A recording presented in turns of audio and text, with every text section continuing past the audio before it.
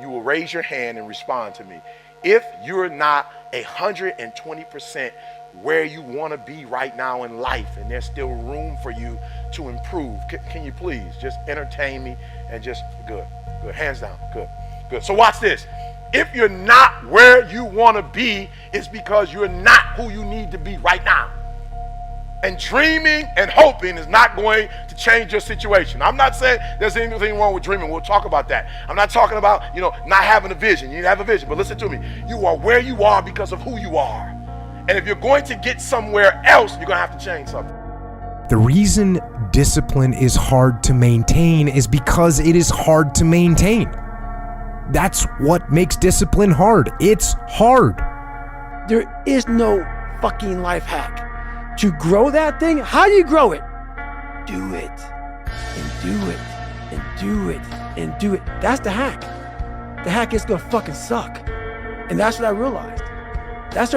Life, that's why I wanted to come on here today. I didn't want to come on here and talk about no fucking passion and purpose and how to get the fuck out of bed and how to hit a fucking alarm clock and all this catchphrase bullshit. Because that wasn't how I lived. And it is work to maintain the discipline. That's what it is, work. Holding the line. Maintaining the standard. Giving no slack, none. That's the discipline. That's the discipline, and it is hard. Every single thing I go through, I remember I was homeless and I draw from it. Every single time I'm going through pain, I remember that I've gone through pain since I was a kid. I draw from it. Recycle your pain. Get something from it. You already in pain. Use it. Do something with it. Allow it to take you to the next level. Allow your pain to push you to greatness. I challenge you. I challenge you to be the best you can be. I challenge you to lead this room on a height, an awareness that you've never had before. I challenge you to behave in ways you've never behaved. I challenge you to pick up traits that you've never picked up before and do everything you could possibly do before you leave this place. You see, the thing about chasing a product and what the product is money. The product is a house, the product is a car. The thing about chasing a product, the product can always change.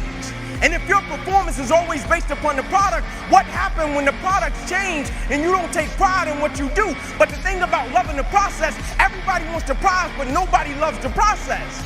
Everybody wants to be a champion, but nobody's willing to put in the work that it takes to be a champion. Everybody wants to hold up the trophy and say, man, I did it, but nobody's willing to put in the work that it takes to do it. I love the process. I love the thought of working for what I want.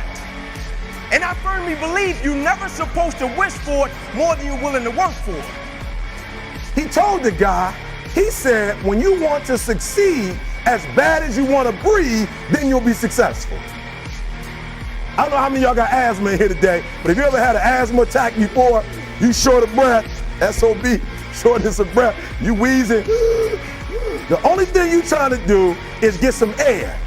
You don't care about no basketball game. You don't care what's on TV. You don't care about nobody calling you. You don't care about a party. The only thing you care about when you're trying to breathe is to get some fresh air. That's it. And when you get to the point where all you want to do is be successful as bad as you want to breathe, then you'll be successful. And that's why my first question is, how bad do you want this? If it's as bad as you want to live or breathe or sleep, whatever the hell it may be, I can work with you. But a lot of people, most people don't want it that badly, which is why they always ask the question, man, how did you get to where you are? You know how to do it. You know exactly how to be you or how to be me. You don't want to do it. So I can't make you do it, and nor do I have the time or energy to force you into that place that I know you have to be to do it. Because the thing I know about people can talk the talk. And people do it very well. But life is going to hit you with a certain level of opposition. Life is going to hit you with a certain level of adversity. And life is going to say to you, you said you wanted it, now let's see how bad you really want it.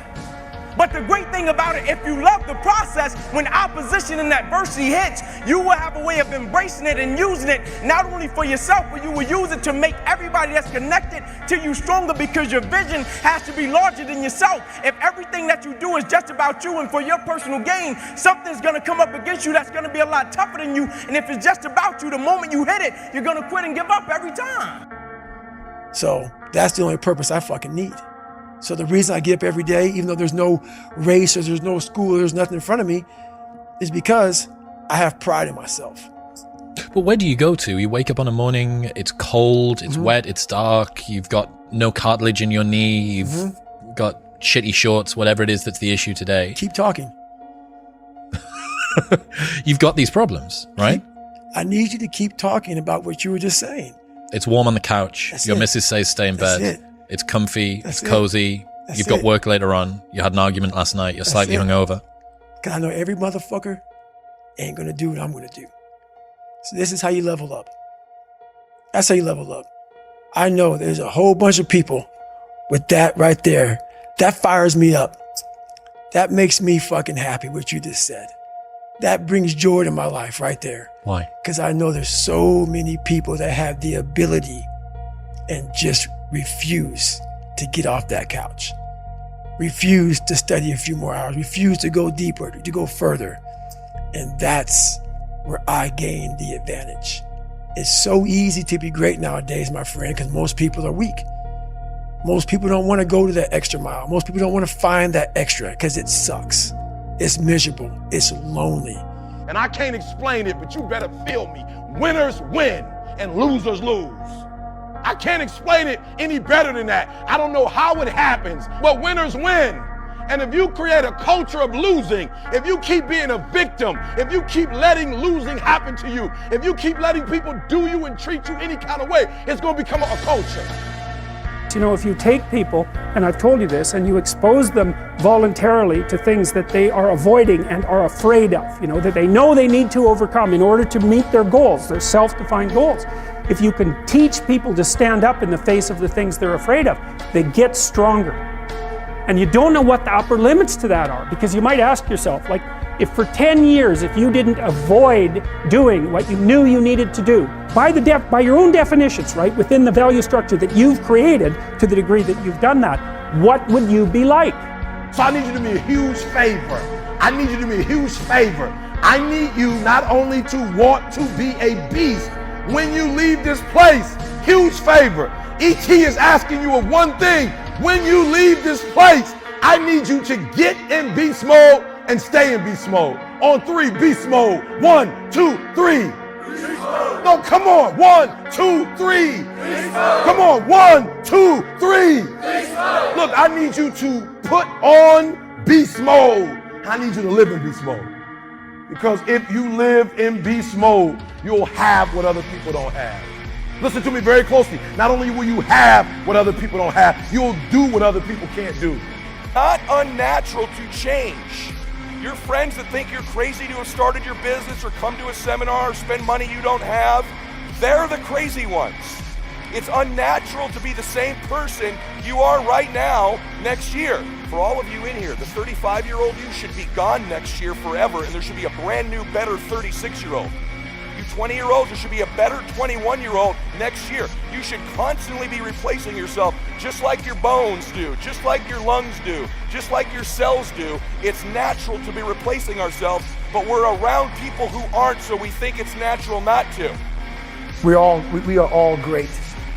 No matter if you think you're dumb, no matter if you think you're fat, no matter if you are fat, no matter if you've been bullied, or no matter if you just got back from Iraq or Afghanistan and you have no legs or your arms or whatever, man, we all have greatness.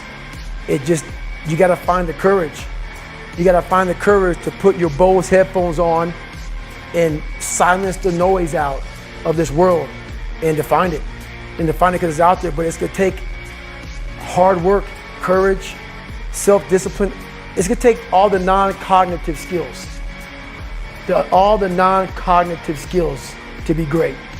You know, smart is good, all this stuff is good, that's all cognitive. It's the non-cognitive skills that set you apart from everybody else. And And that's what it's all about.